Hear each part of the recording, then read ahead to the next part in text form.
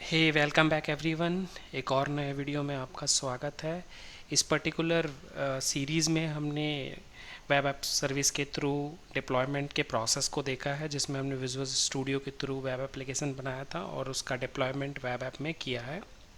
Particularly अगर आप screen पे देख पा रहे हैं तो हमने कुछ पॉइंट्स कवर किया था। इस पॉइंट में अगर हम देखें तो जो हमारा, अगर आप लास्ट वीडियो फॉलो कर रहे हैं कंटिन्यूसली, तो लास्ट वीडियो में हमने पर्टिकुलर ये वाला पॉइंट कवर किया था। इससे पहले हमने ये कवर किया है और लास्ट वाले वीडियो में हमने ये वाला पॉइंट भी कवर किया हुआ है। तो अभी जो हमारा करंट वीडियो है, हम उसमें web app creation from visual studio and deploy from on the एजोर app करने वाले हैं। ये थोड़ा अलग कैसे है मैं ये एक्सप्लेन करता हूँ, बिकॉज सुनने में एक जैसा ही लगता है बट ये थोड़ा डिफरेंट सिनारियो है। क्या होता है, आपके पास एक वेब एप्लीकेशन है जो आपने विजुअल स्टूडियो से बना लिया। अब आपके पास जो ऐप सर्विस है वो अवेलेबल नहीं है, तो आप या तो एज्योर पोर्टल पे ऐप सर्विस के लिए वापस जाएंगे पोर्टल पे और आपको ऐप सर्विस वहाँ से बनानी पड़ेगी। लेकिन यहाँ पे विजुअल स्टूडियो इटसेल्फ आपको एक फ़ीचर देता है। जब हम विजुअल स्टूडियो को इंस्टॉल कर रहे थे तब हमने एक एसडीके वाला जो चेक बॉक्स है उसे चेक किया था और उसे इंस्टॉल किया था। तो थ्रू दिस एज्योर एसडीके हम विजुअल स्टूडियो से ही वेब ऐप सर्विस बना सकते हैं और उसे फिर पब्लिश भी कर सकते हैं। तो विजुअल स्टूडियो इटसेल्फ में इतना पावरफुल है कि ये एसडीके की वजह से जो भी हम डेवलपमेंट करते हैं या जो भी हमें कंट्रोल मिलता है उसके सर्विस लेयर पे, वो हमें विजुअल स्टूडियो के थ्रू मिल जाती है। तो इस सर्विस लेयर की जो अवेलेबिलिटी है उसकी वजह से हम यहाँ पे सर्विस भी क्रिएट कर सकते हैं। सिर्फ वेब ऐप सर्विस नहीं है जिसे हम क्रिएट कर सकते हैं, इसके अलावा भी मल्टीपल सर्विस हम क्रिएट कर सकते हैं।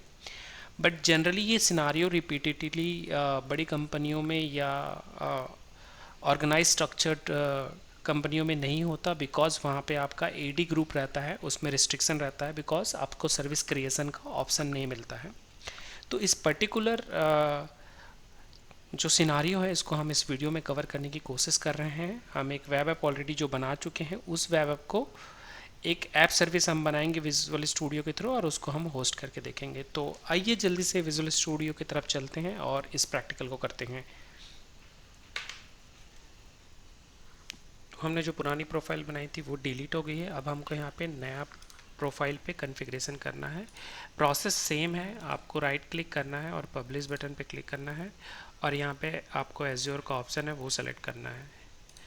उसके बाद जो नेक्स्ट ऑप्शन है वो है एज्योर वेब ऐप सर्विस का है, उसको सेलेक्ट करना है।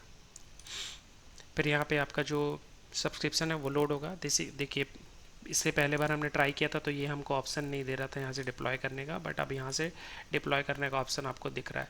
बट हमें ये ऑप्शन अभी यूज़ नहीं करना है, हम यहाँ पे क्रिएट न्यू सर्विस का ऑप्शन यूज़ करेंगे। तो जब आप क्रिएट न्यू पे क्लिक करेंगे तो आपको यहाँ पे वो वेब ऐप बनाने के लिए ऑप्शंस देगा। तो जैसे वहाँ पे हम वेब ऐप का नेम रखते थे वैसे ही यहाँ पे वो नेम ऑटोमेटिकली यहाँ पे उसने पॉपअप कर दिया है। आप इस वेब ऐप को अपने हिसाब से मॉडिफाई कर सकते हैं, बिकॉज ये जेनरिक नेम है जो वो बैक एंड पे जनरेट करते हैं। आप इसको अपने हिसाब से चेंज भी कर सकते हैं। और ये जो सर्विस प्लान है ये भी वो ऑटोमेटिकली पॉपअप करते हैं, ये चाहें तो आप चेंज कर सकते हैं। इवन रिसोर्स ग्रुप आपको यहाँ से बनाना है तो आप न्यू रिसोर्स ग्रुप भी यहाँ से क्रिएट कर सकते हैं। तो अभी के लिए तो मैं जो सारी चीज़ें हैं वो बाय डिफ़ॉल्ट पे जैसा सेटिंग उन्होंने मुझे पॉपअप करके दिया है मैं वैसा छोड़ रहा हूँ और मैं आगे बढ़ रहा हूँ। बट अगर आप चाहें तो ये सारी चीज़ों को चेंज कर सकते हैं। यहाँ पे जैसे कि S1 है तो यहाँ पे अगर आपको कोई दूसरा मशीन चूज़ करना है तो आप B3, P2, S2, S3 जो भी आप चाहें वो चूज़ कर सकते हैं। इवन आप यहाँ से रीज़न भी चेंज कर सकते हैं। ये सर्विस प्लान जो है वो नया क्रिएट हो रहा है, तो मोस्टली वो हर बार नया सर्विस प्लान ही क्रिएट करते हैं जब आप यहाँ से एप्लीकेशन बनाएंगे। बट यहाँ पे आपका पुराना सर्विस प्लान है वो भी विजिबल रहता है, आप चाहें तो पुराने सर्विस प्लान को भी एक्सेस कर सकते हैं। तो अभी के लिए मैं बाय डिफ़ॉल्ट सारी चीज़ें जैसी है वैसी छोड़ रहा हूँ और मैं क्रिएट पे क्लिक कर रहा हूँ। जब आप क्रिएट पे क्लिक करेंगे तो बैक एंड पे वो इसकी पूरी अवेलेबिलिटी चेक करता है कि ये पर्टिकुलर जो रिसोर्सेज हमको क्रिएट करना है इस रीजन में, इस सर्विस प्लान पे एप्लीकेबल है कि नहीं, अवेलेबल है कि नहीं, और वो वैलिडेट भी करता है।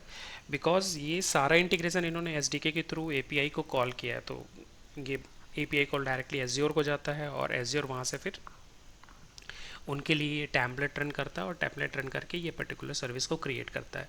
सर्विस क्रिएट करने में ज़्यादा टाइम भी लग सकता है। ये प्योरली डिपेंड करता है कि आपका इंटरनेट स्पीड कितना है। ये इंटरनेट स्पीड और जो पर्टिकुलर सर्विस आप रिक्वेस्ट कर रहे हैं वो अवेलेबल है कि नहीं।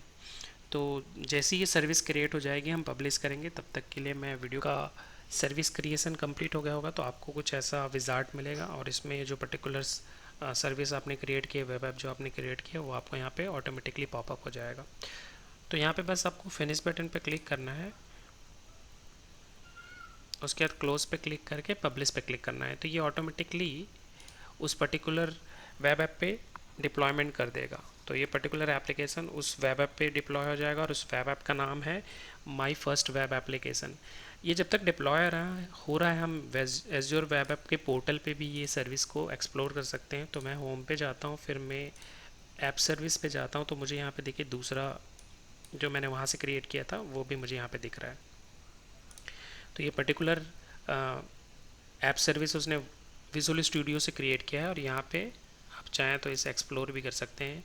इस पर्टिकुलर यूआरएल को कॉपी करेंगे तो यहाँ से हम पहले चेक कर लेते हैं कि डिप्लॉयमेंट अभी कंप्लीट हुआ है कि नहीं। डिप्लॉयमेंट अभी कंप्लीट नहीं हुआ है, तो वो चीज़ों को चेक कर रहा है। वंस द डिप्लॉयमेंट कंप्लीट हो जाएगा then we can check the application कि एप्लीकेशन रन हो रहा है कि नहीं। बट अगर आप अब भी यूआरएल को चेक करेंगे तो हो सकता है कि उसका डिफ़ॉल्ट होम पेज ही आपको दिखे।